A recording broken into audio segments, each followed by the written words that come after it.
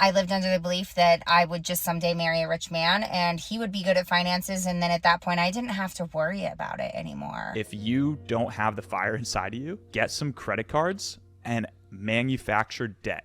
Okay, so today we're going to be checking out some experiences from other people making bad financial decisions. Now, of course, all of us could learn from our own mistakes in life, but I think one of the positive things about social media is that you can kind of get anybody's perspective and experiences in life virtually instantly now on TikTok, on YouTube, and you can learn from a lot of other people's mistakes and what to avoid in your own life, and hopefully that'll make you improve as a person faster than just making all the mistakes yourself. So we have some clips, some examples, along with some of your comments from previous videos. But if you want to be featured in a future video, leave it in the comments down below. But I think we're going to start off with the most ridiculous one. My most successful friends are like alcoholic, abusive dad, absent mom. You know, that kind of trauma like shapes people different, way different. That's hard to manufacture. You can do it, but it's risky. And that's the point, you know? And I literally recently have been telling guys like, hey, if you don't have the fire inside of you, get some credit cards and manufacture debt. And if you do that, guess what? Now you have to perform, or else there's genuine consequences to you not performing. All right, so for everybody watching this video, please don't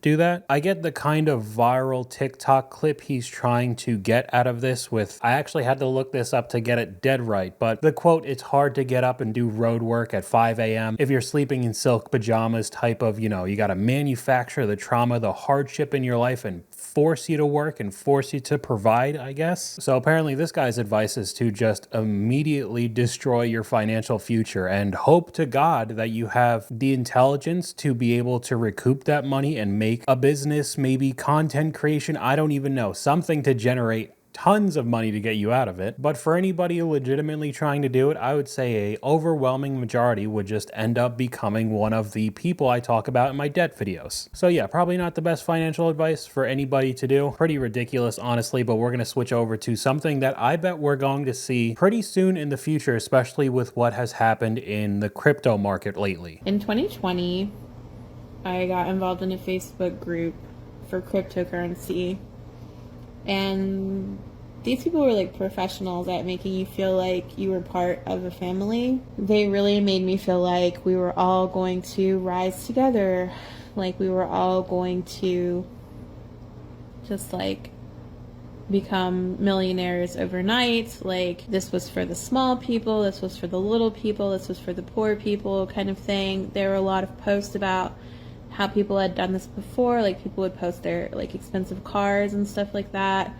You know, it seemed very appealing to me because I'd been poor my whole life, and it was like had a little bit of money saved. But yeah, so they told us to invest in these coins, like the whole group together. We're gonna do it together, like David versus Goliath, like invest in these coins. And these coins came out and I invested in it, and like I watched it shoot up and then I watched it fall to zero in like less than 60 seconds, and I lost all my money. So this is a cookie cutter rug pull that a lot of people dealt with during COVID, around that 2020 era with the cryptocurrency and all the altcoins and meme coins rising. Magically, everybody had the next Bitcoin killer and none of them made it. So she was in one of these groups on all social media. I've seen it on Facebook, on Discord, Telegram, WhatsApp, any of these sort of groups to try to manipulate people, especially the types of people who don't have a lot of money. So you give them that pipe dream and you show them your nice new BMW or Mercedes, and you know, you could get this too if you just invest into this no-name coin. And with what crypto has done in the past couple weeks because of the election, I could see a whole nother round of all of these magic gurus and all of these rug pulls with these random coins, especially seeing how much Doge went up. Hopefully you're smart enough not to fall for these kinds of tricks, and that's why I put this clip in the video. But you know, over the next few months we're going to see a few more of these videos come out. We have a comment from one of you guys: the worst financial decision anyone can make is to take out a $30,000 loan for a wedding and then get divorced a year later. Now, this was from the wedding debt video. People were legitimately taking out loans or having monthly payments like it was a car note or a mortgage for a wedding. And I mean, like it or not, the divorce rate is pretty high. So there could be a situation where you are legitimately paying off the loan for the wedding and you're not even together anymore. That seems like a worse deal to me than any other. At least like at a car note, you have a vehicle. It could be an overpriced depreciating vehicle, but at least it's something you could use. We have another quick clip here that I think a lot of people actually fall into this category. I don't think there's too many conversations about this in finances. Things that can absolutely ruin your finances in your 20s. Pets. Pets are so cute and I love animals, but they are a luxury, not a necessity. Pets are really expensive when it comes to bills, food, other supplies. I also think getting a pet when you can't financially handle the responsibility is a form of neglect. Can't afford the vet? Don't get the pet.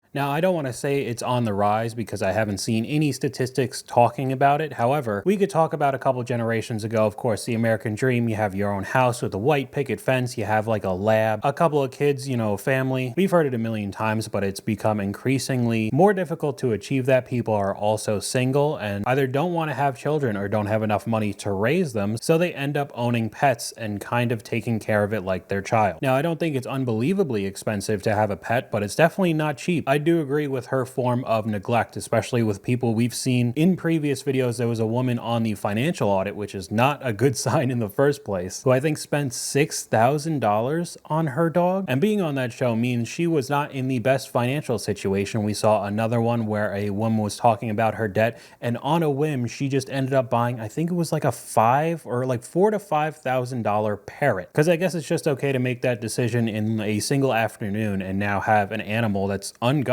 expensive and something you actually have to try to take care of while you're in copious amounts of debt. We have another comment from one of you guys. If I could turn back the hands of time, I wouldn't have gone to college. Had I known all you have to do is take an exam to obtain certifications in both pharmacy and computer science, I wouldn't have student loans, which so many people have right now, and I wouldn't feel hard pressed about finding a job. I had no clue about those exams until after I was done with school, which was pushed onto me. Now I'm sure to research topics rather than rely on my elders to teach me anything.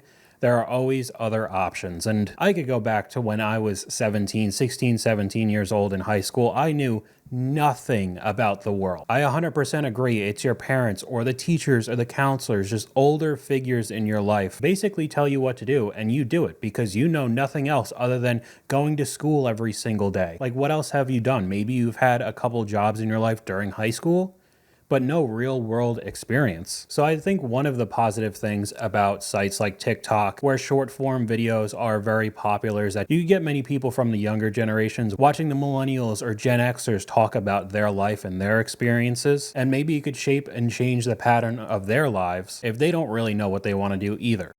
Alright guys, the time has come where I debut my worst financial purchase ever. And just purchase in general. This was my worst purchase ever. And I know hers is like towards shopping at Chanel. I bought this out of the country, like I didn't buy it in the US, and I've never seen the color ever again, probably because I was the only person who bought it and then they discontinued it. But as you can see, she's just impractical. I've literally used her once. I'm scared of staining her. I'm scared of getting mugged with it. I live in New York. My friends hate her because of the color. I love the color, like I love the bag, but like there was no need, like I should have gone black, and obviously there's like no return.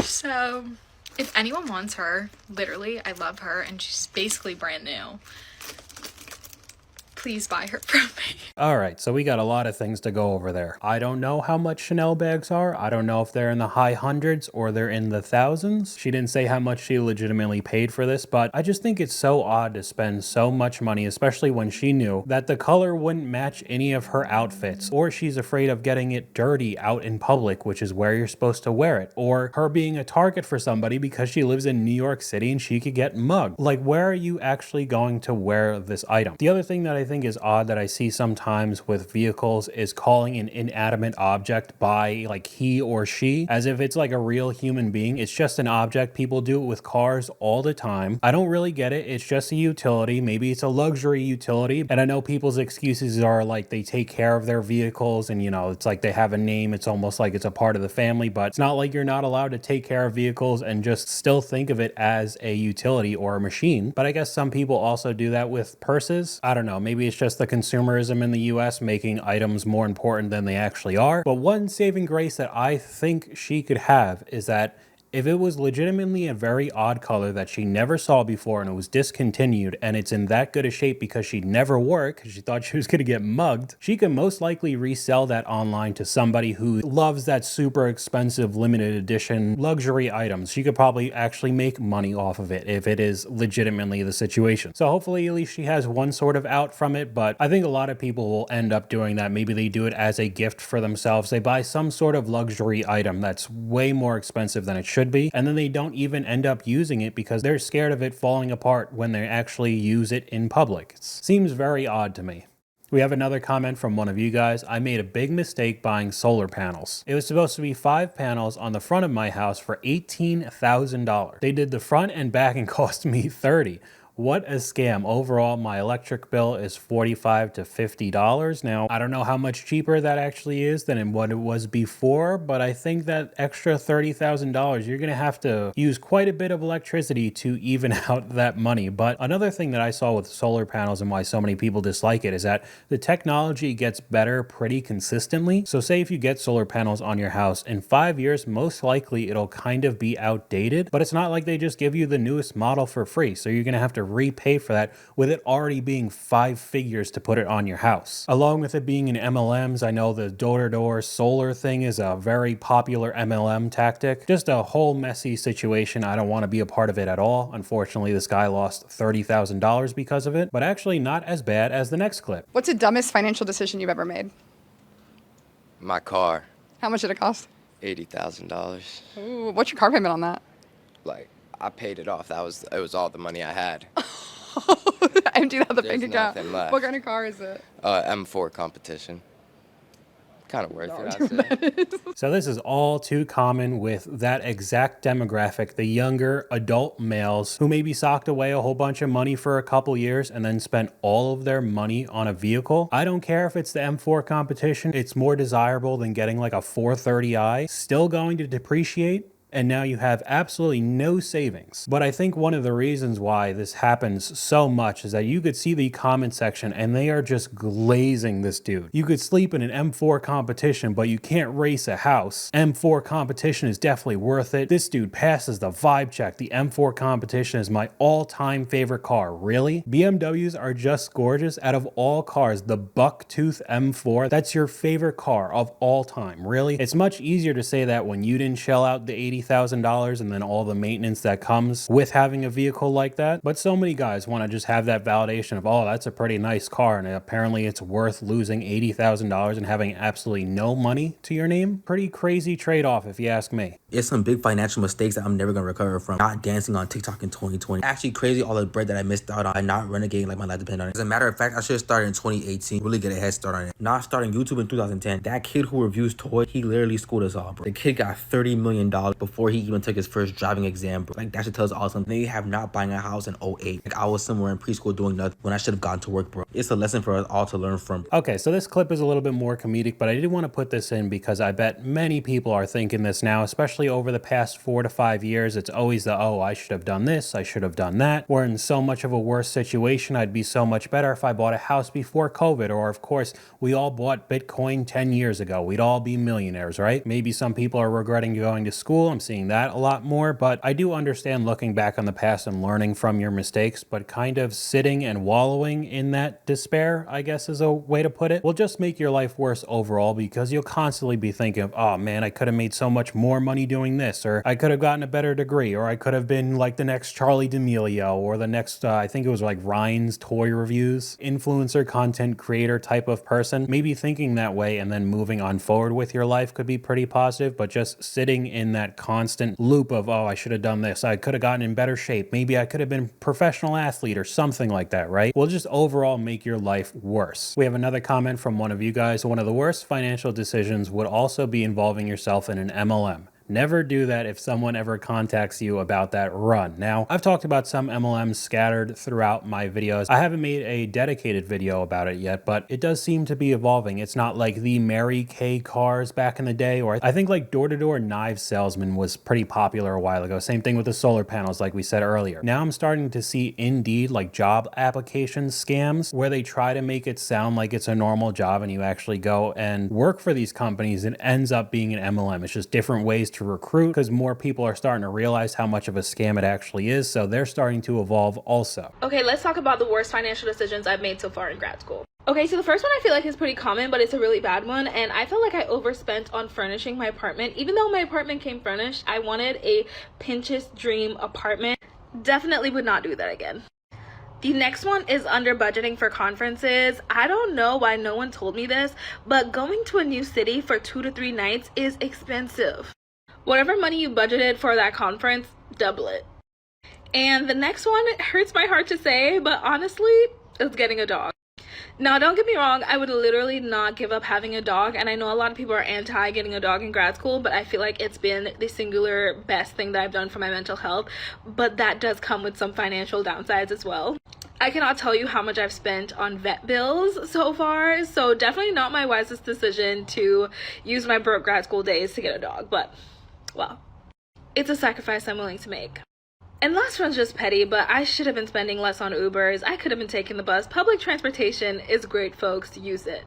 Now, I have no experience with this. Being a community college dropout, I was a pretty far away from grad school, okay? But it does seem like a lot of the people who do go to grad school end up kind of living the lifestyle that they would get outside of it because, you know, they're going to be a lawyer or something in the medical field, right? Like high earners. So I've seen videos similar to this where they're trying to get that almost Pinterest influencer lifestyle type of house or an apartment. They're spending a ton of money while going into massive amounts of debt, not really working and making a ton of money because they're in school so much, and they start putting themselves in a hole very quickly. Same thing with going to conferences, of course, going to different cities. None of the places they're going are really going to be cheap. Another example with the dogs being more expensive than you actually think, and then of course the Ubers around those cities that they're going to conferences in or with their friends at grad school. It seems to me like it's almost a lifestyle creep before the lifestyle actually sets in and they get that kind of job where they are making that kind of money. So it honestly seems like a pretty dangerous game to me. So we have a comment from one of you guys that kind of goes hand in hand with that comedy clip of the guy talking about he should have made a toy channel a long time ago, but the worst financial decision was using money that I earned in my 20s frivolously instead of putting at least 10 to 20% away. Would be sitting pretty, but hey, it could be a lot worse. And that's probably on many people's minds right now. Over the past couple years, the same sort of normal middle-class lifestyle has become more difficult, and everybody will go back and see that they spent more money on something they probably shouldn't have, and they should have saved it or put it in the S&P, you know, been safer with their money. And they're not incorrect with the statement. I just think learning from that and moving on would be a lot better than just constantly playing it in your head over and over again that, oh, I made bad decisions in the past and now I feel bad. What's the worst financial decision you've seen someone make? A friend of mine who is very bad with money and his girlfriend bought some sort of water filtration system from a door-to-door salesman. He has to pay something like $300/month for this filtration system. He was all stoked because it came with a free set of pots and pans. Fast forward a year and his girlfriend has broken up with him, moved out of the house, and he's had to sell his home because he can't afford to live there. The water filtration system is now sitting in a storage unit where he still pays $300/month for it because he's on a 2 or 3 year contract. Sorry, the details are fuzzy. We have great water quality in my area. Kind of seems to me like somebody got sold a door-to-door salesman product, but especially in those ridiculous contracts where it's that kind of monthly. Like, I know the solar panels are supposed to be better for the environment. You know, you're getting your electricity from the sun and your bill shouldn't be as high, but when you're having payments that are similar to getting a vehicle or something along the lines of that for a water filtration system, you just got to know it's not going to be a good choice. And especially breaking up, not being able to afford the house, it is just completely useless now, and you still have to pay it off. We have a comment from one of you guys talking about day traders. Wannabe day traders on their smartphone competing with professionals sitting 12 hours long in front of 6 to 10 monitors. Not a good idea. We've seen that with a lot of the bad financial TikTok advice from the gurus who are magically the best day traders in the world. They're getting 5% a day back, even though they have virtually no followers. No proof of what they're doing at all. They're just spewing out random stuff on their videos just to try to convince you and sell you a course about day trading, and then magically that's how they make their money. But they try to make it seem like you could just swipe it and hit a couple buttons on Robinhood and you would magically beat all the people on Wall Street who are basically drugged out staring at these monitors the entire day if they don't already have scripts and robots doing it for them. What's a bad financial decision you regret making in your life? Probably coming to this expensive college called Columbia. Why? What about it? It's not worth it or something?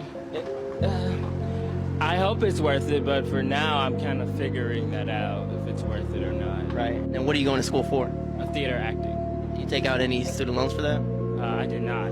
So this one, we have another school one. Now this particular person kind of dodged the bullet because I guess he has a free ride or something along the lines of that where he didn't take out loans, but that has also become very common where they'll go to a really nice school to get that badge of honor that I went to this university, I went to that college, but then they'll take out 6 figures worth of loans and they don't even know if it's really worth it yet. That seems like an insane decision to me. Now, like I said, this guy's in much better of a situation because it actually didn't cost him much, but that is definitely not the majority of people who attend college. So I'm not just trying to be a 100% hater on going to any sort of college or university. When you're done with high school, it's just you have to know what you actually want to do. Not just kind of bounce around, go from major to major and waste way more money than you should just because your parents told you you had to go to college.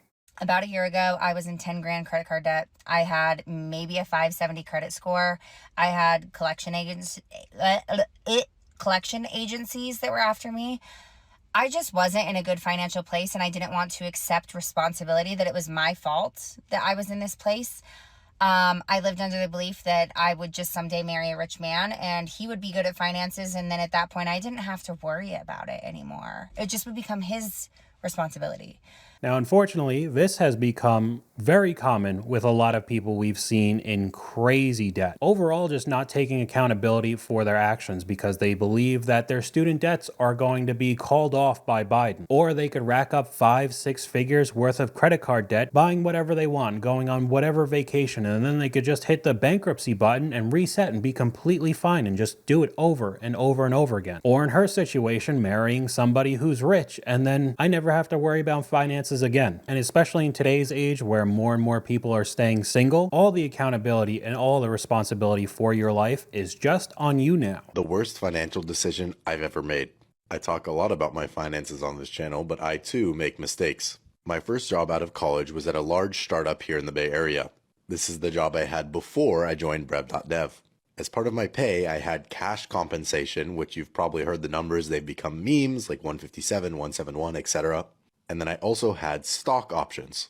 This is very common for startups. They'll give you options to be able to buy the stock at a certain price, with the idea that when the stock becomes worth a lot more, you'll make a lot of money. But of course, there's a catch.